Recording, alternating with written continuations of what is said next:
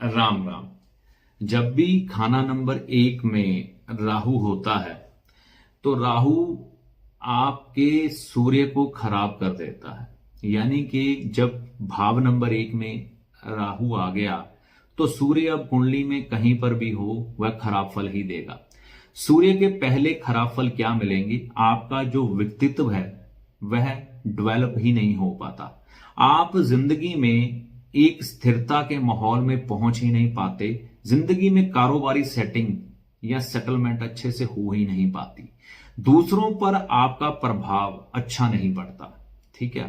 और एक जो संतुष्टि होती है ना मन में कि मैं अब ठीक हूं, संतुष्ट हूं, मतलब इतनी मैं इनकम चाहता था, यहां तक मैं पहुंचना चाहता था, यहां तक मैं पहुंच गया, चाहे छोटा टारगेट ही हो, तो इंसान वहां पर भी नहीं पहुंच पाता। वो थक हार जाता है कि मेरे साथ ऐसा क्यों हो रहा है।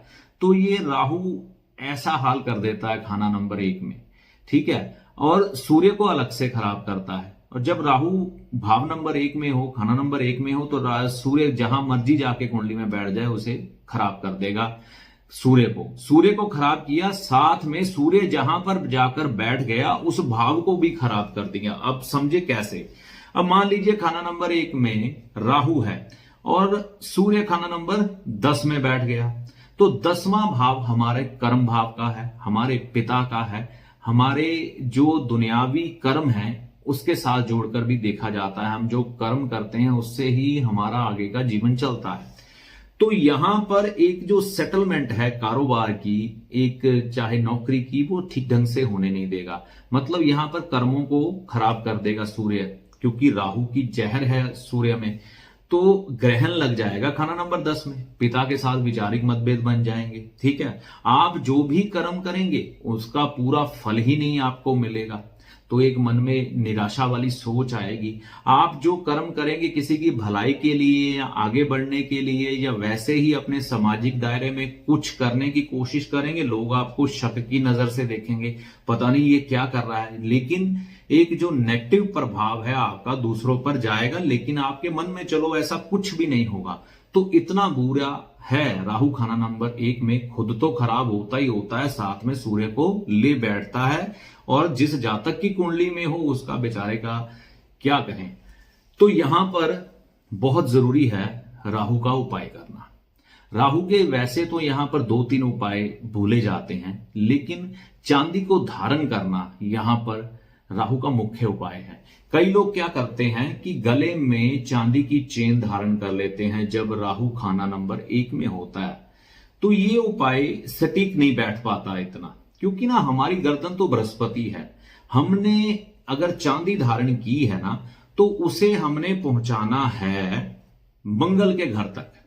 यानी कि मंगल पर जब चांदी का प्रभाव आएगा, यानी कि मंगल की जो जमीन है खाना नंबर 1, उस पर जब चंद्र का प्रभाव आएगा तो ही तो राहु शांत होगा, क्योंकि कहा जाता है कि चंद्र से ही तो राहु शांत होता है।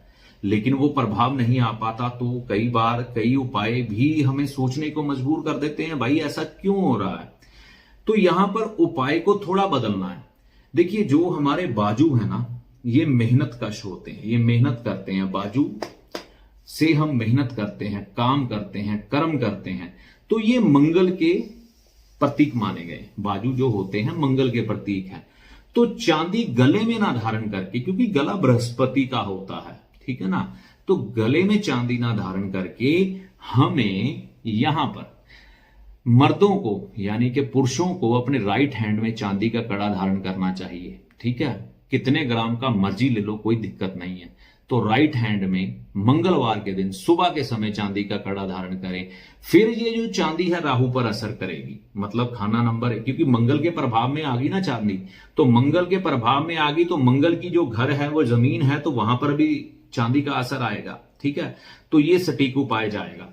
अब अगर महिलाओं के हैं तो वह अपने लेफ्ट हाथ में चांदी की चूड़ी भी धारण कर सकती है, चांदी का कड़ा भी धारण कर सकती है। क्योंकि महिलाएं खूबसूरती पसंद होती हैं, तो बढ़िया सा चांदी का चूड़ी बनवा के आप डाल सकती हैं। इससे क्या होगा कि आपका राहु यहां पर शांत होगा। जब राहु शांत होगा तो फिर सूर्य को थोड़ा आराम मिलेगा। अब जिस भी भाव में बैठा हो सूर्य, उसे फिर थोड़ा आराम मिलेगा, वो भाव भी फलने फूलने लग पड़ेगा। ठीक है।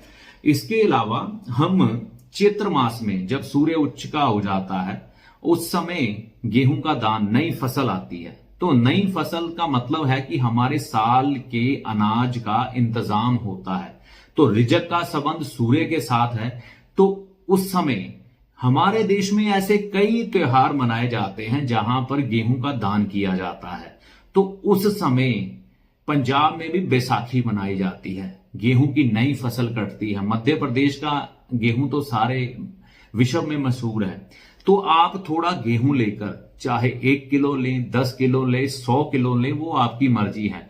वह धर्म स्थान पर दान जरूर करें, ठीक है ना। क्योंकि दान की प्रवृत्ति जब आपके अंदर आएगी, सूर्य के अनुसार आप चलेंगे, तो भी आपका ये दान करने से सूर्य का गेहूं ये अच्छा होगा। राहु फिर दुष्प्रभाव नहीं डालेगा सूर्य पर। इसके अलावा हम क्या कर सकते हैं कि भाई के साथ संबंध मधुर रखें। भाई के साथ यहां संबंध मधुर रखने बेहद जरूरी है। और इसके अलावा हनुमान जी की आराधना अगर हम करें तो भी हमारे लिए ये राहु के बुरे प्रभाव दूर करने में ये आराधना हनुमान जी की फलदायी है। मंगलवार के दिन हनुमान चालीसा का पाठ कर लें, बहुत बढ़िया, ठीक है। मददगार रहें लोगों के, तो भी बहुत बढ़िया। लेकिन मददगार रहें लोगों के, इस शब्द को समझना है। अगर आप नहीं समझ पाए तो किसी विद्वान को ये कुंडली, जो कि लाल किताब ज्योतिष का अच्छा जानकार हो, उसे अपनी कुंडली दिखाकर फिर ही आगे बढ़े। तो ऐसी आशा करता हूं राहु खाना नंबर 1 के ये उपाय और ये जो बारीकी है आपको समझ आई होगी। गले में चांदी की चेन धारण करने की जरूरत नहीं है, कड़ा धारण करें बाजू में। मर्द मर्द करें राइट में और महिलाएं करें लेफ्ट में। तो ये राहु के जो बुरे प्रभाव है आपके जीवन से दूर हो जाएंगे और आप हर्षोल्लास से अपना जीवन बिताएंगे। तो अगले वीडियो तक के लिए जय माता दी।